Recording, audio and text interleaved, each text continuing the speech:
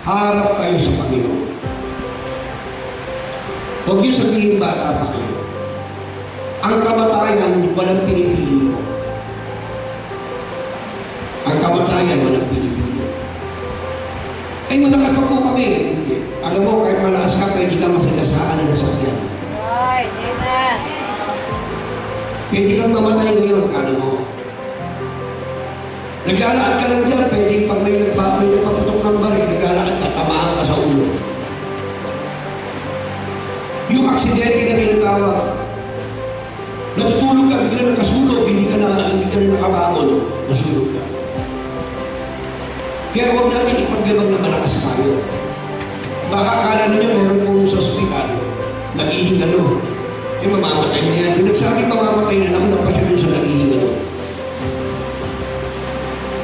Ang reality, pumunta kayo sa cemetery, tignan ninyo, ano makikita nyo doon? Magbasa kayo ng mga kinamatayan ng bata. Yung lapida, born July 1, died July 1, 10 o'clock. Wala pa isang araw, patay na. Iba't ibang uri.